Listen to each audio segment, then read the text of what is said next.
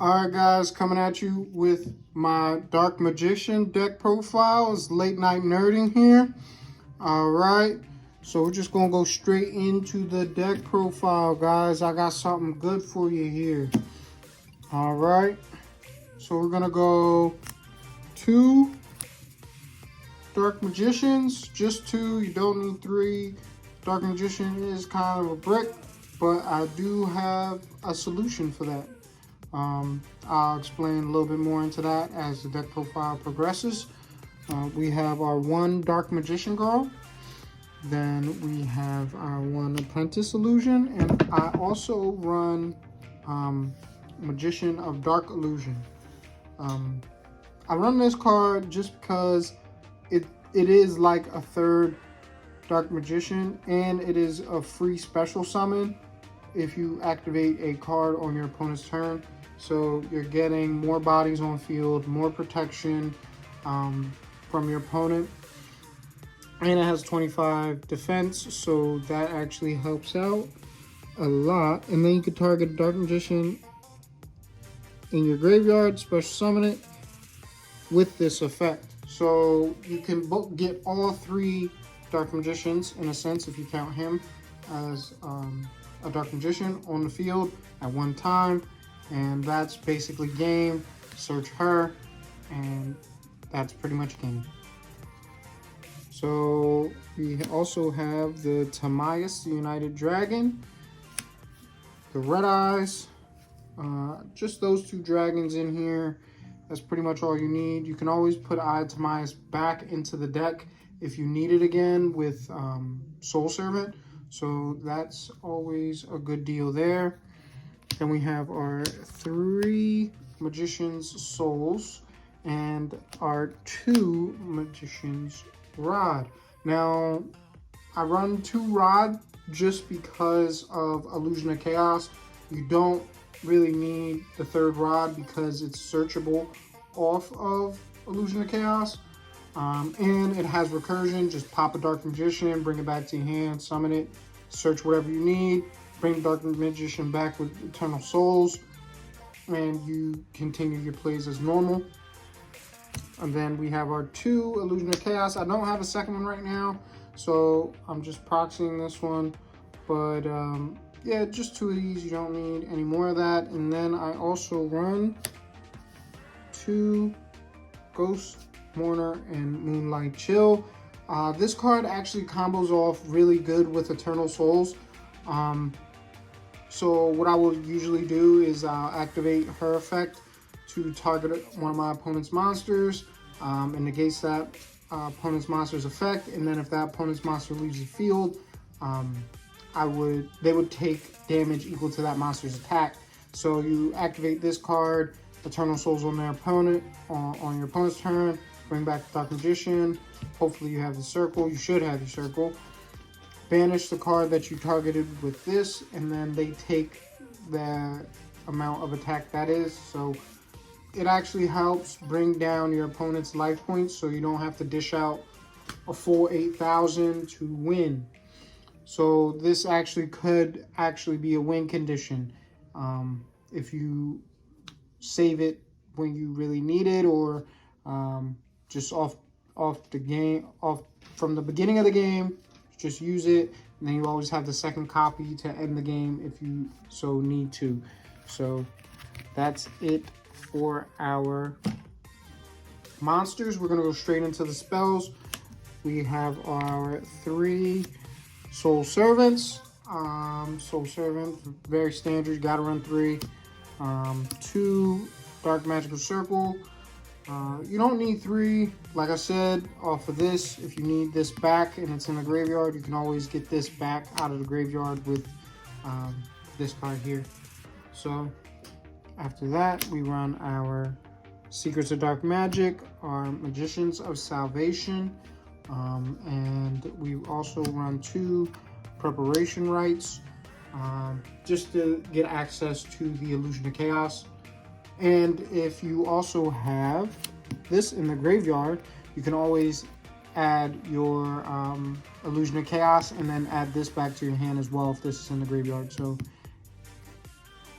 it is very, very flexible here in the deck.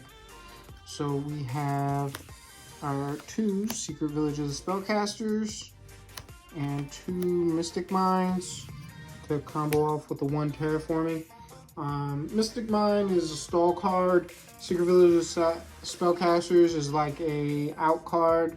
So what you would really have is like Dark Magician, Dragon Knight, Eternal Souls. You would have your Circle, and then you would either have Secret Villages Spellcasters or your Magician's Salvation. This is just, like I said, a stall card. After that, we're going to go Red Eyes Fusion, Magical Eyes Fusion, and 1 Upstart Goblin. But yeah, we're still playing Dragoon in here. Now they got that prismatic reprint. He's a lot cheaper, more affordable for everybody. Then we're gonna go right into the traps, and we have our 2 Eternal Souls. Just 2 Eternal Souls, you don't need 3. Like I said, all Servant. You can always get this back if it's in your graveyard and you need it. And then I also run 2 Gozen Matches and 2 Rivalry of Warlords.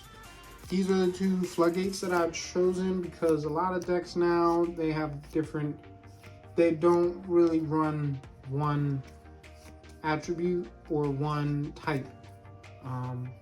So this actually just kind of helps floodgate my opponent out, especially with Secret Villages Spellcasters. You have these up, it's basically your opponent going to want to scoop because they really can't do anything.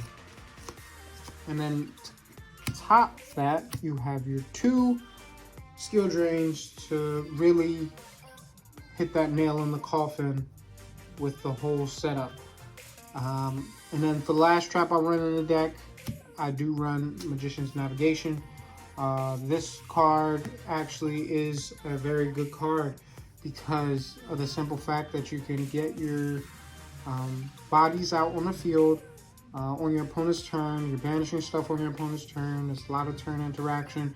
And then while it's in the graveyard, you can banish it to negate a face-up card on the field. So like if you're playing someone and they activate a card from their hand and you don't want that to go through, this right here will save you so much trouble.